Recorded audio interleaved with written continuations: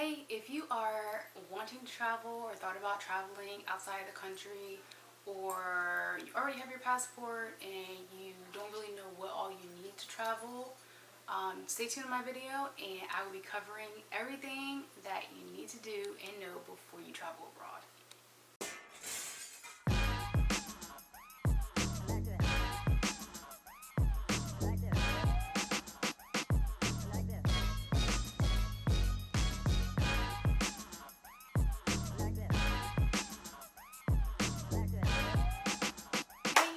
Welcome back to my channel. My name is Heather and you're watching Unconventional Itinerary. This video, I'm going to be covering just a few things that you should do before you get ready to travel abroad, or if you're thinking about traveling overseas or abroad. There are a few things that you need to do or want to know as a single parent. So let's get started. For starters, before you're able to leave the country, you are going to need a passport. Now, I'm only speaking on U.S. passport holders, but for every country, you do need a passport to travel from one country to the next country. So, first things first, there are really two different types of passports. You're either going to have an adult passport or you're going to have a minor passport. Now, how the passports work are minor passports are good up to 5 years, and they range from newborn up into the age of 16. Once your child is 16, their passport is good for 10 years. So from the age of 16 up to 100, or however you grow to live, your passport is good for 10 years. So there are a few things that play into the matter of how you obtain a passport for your child. So this video is mainly for the single parents, but anyone can use these tips. So for your minor passport, there are some individuals who don't have both the mother and father's name on the birth certificate, and that's totally fine. If their name's not listed, it's actually, the process is so much easier. You can just go to the post office and do the paperwork. They'll take your photo there of your child and you pay your money, and then you'll get your passport in a few weeks. However, if you were like myself and your daughter's father is your daughter's father, yes, okay, so your daughter's father is listed on the birth certificate, then you have to have his consent in order to get a passport for your child. So for myself, my daughter was not allowed to get a passport for 6 years. Quick story is that, some people are just really spiteful through divorces and everything. And although he sent me the paperwork, signed off, and I paid the money for my daughter's passport so she can go to Japan with me when I was stationed there, it wasn't until after I got to Japan and I got a call from Washington, D.C., the child abduction agency, saying that our names have been placed on the kidnapping alert list, the kidnapping and child abduction list. So anyway, fast forward 6 years later, we finally got our names off of that list, so my daughter was able to get a passport. That's actually worst case scenario. Now, if you have your kid's father is not really involved, or you've been trying to contact him, or he's just really not cooperative at all, there's actually a special form you could fill out. I'm going to link it at the bottom. It's called a DD 5525 form, and this is just for minors. And what this form does, it's almost like it is an application, but not solely for your passport. It's to explain why you are not able to obtain the other parent's signature on the passport application, because you have to have two signatures if both parents are listed on the birth certificate. So you fill out that form and you submit it, and they're going to ask for dates that you try to reach out, their last known address, any communication that you have had with them, all that you are going to want to put on this form, and you're going to submit it.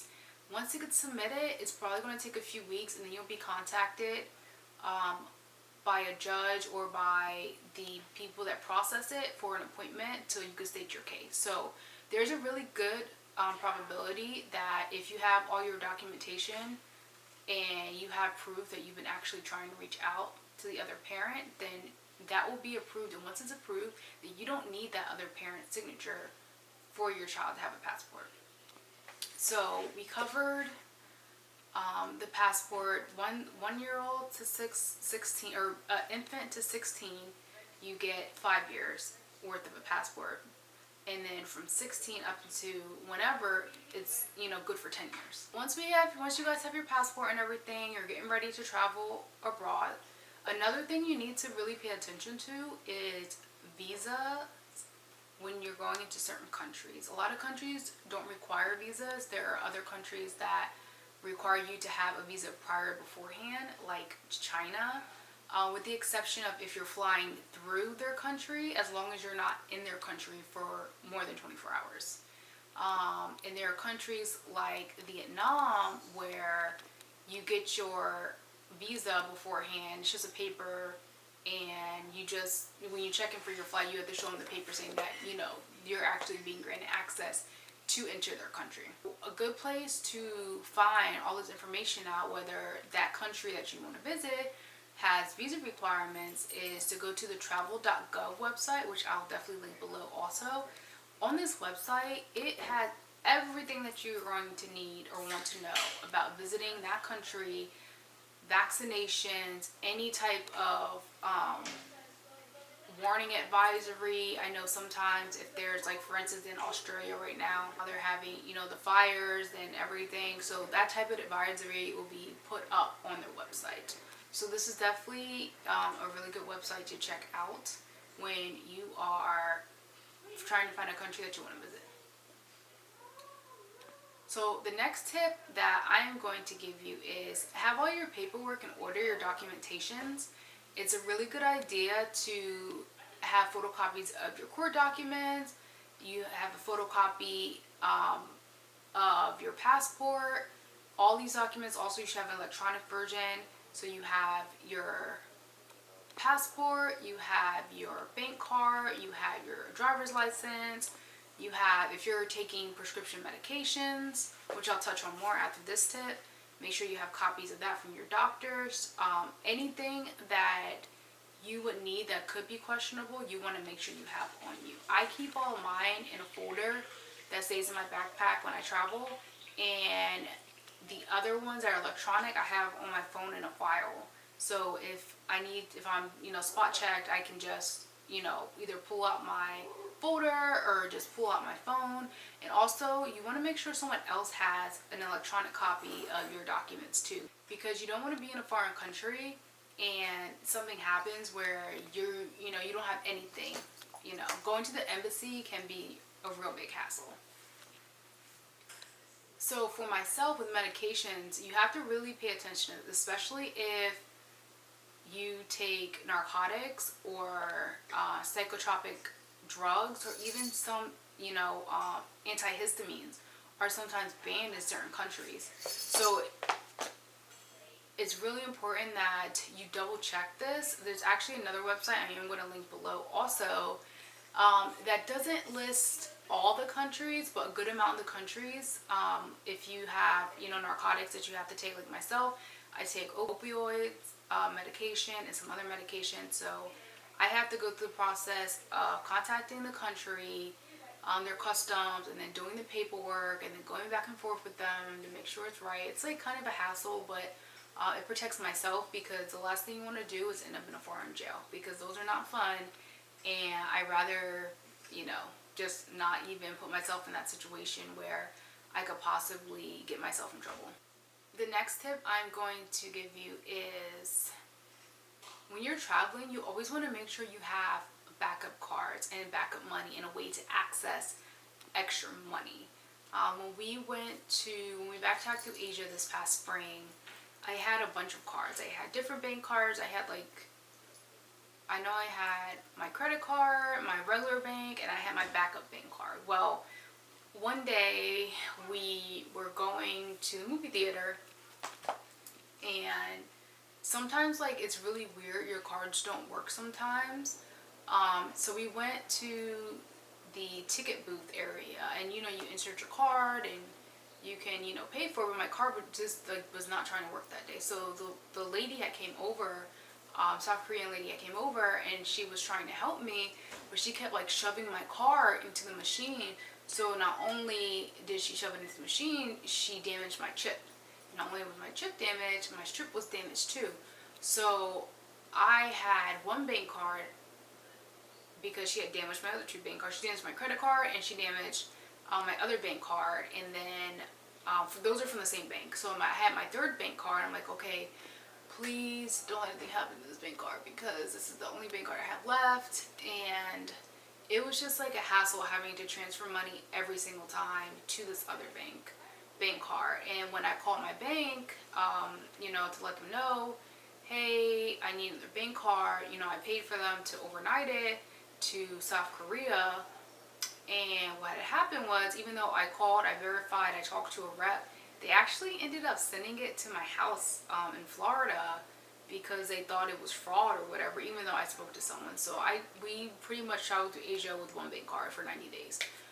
Also, you should always have cash on you. I recommend, for myself, I recommend that you carry at least $200 US cash on you. You never know when you might have an emergency, and you never know if you're in an area where your bank card does not work, because there are some areas where, you know, they only will take Visa cards. I know in Japan, you know, not all the ATMs and 7-Elevens will take, you know, your card. You know, so just, you know, double check. And, you know, it's better to have the money and not need it than need the money and not have it. Another tip is, when you're traveling, you know, if you have family or friends or loved ones and you want to keep in contact with them, don't make the mistake I did when I went to France. I think I went to France and Spain. So Verizon, my cell phone company, I did an international plan with them. Let me tell you, it sucks. I think I ended up paying like almost $400 over, because you only get like a certain amount of megabytes, and, you know, it costs money. So when we went backpacking through Europe, I was searching again. I really didn't want to do SIM cards, because then you had to like buy it and you had to make sure your phone's unlocked. And this is like in every country you visit. So I found, I was going to go with T-Mobile, but T-Mobile, you had to have like a contract, and I didn't want to do all that. So Google Fi, which is through Google, they have a phone plan. I don't know if you guys know that it's no contract. You can turn it on, turn it off. It's through your Google email. You get a local number of your choice, and they have amazing customer service. So not only are the plans cheap, my daughter and I both had service, and then our third line was our tablet, which came for free. You got that free line. We were able to FaceTime, be on the internet as much as we want to, and I think we paid $100 and some dollars a month. It wasn't a lot, and maybe it was less than that. So it actually worked out for us, because trying to find hotspot, there are some countries and cities that you go to that the hotspot or the Wi-Fi is either not good, or it could get hacked easily.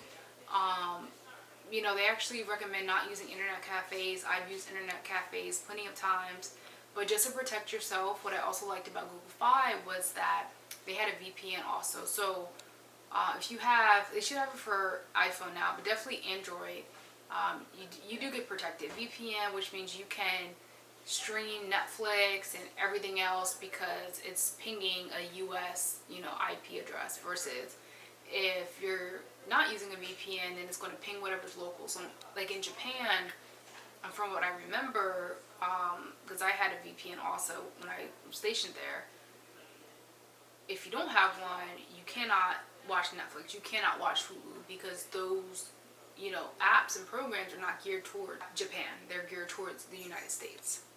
Also, another option to keep in mind is a hotspot. And what a hotspot is, it's just like a little device that you keep on you. It could be really cheap and affordable. I think when we went to London, and we went to Europe, because we went to several different countries, we used the hotspot instead, because my niece was with us and I didn't want to add on like another phone plan.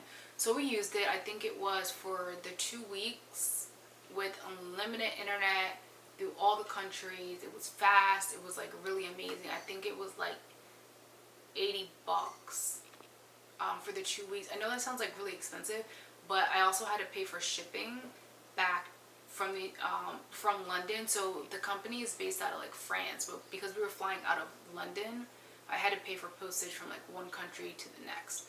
So that one's called Hip Pocket Wi-Fi. I'll link that one also in the bottom. So that's another option you can, you know, if you choose to use, or you can, you know, not you know, have internet access, you know, either way. But for convenience, and if it's your first time traveling, you know, overseas, I highly suggest that you get it. Once you know you traveled a little bit and you know your routes and everything, then it's not a necessity.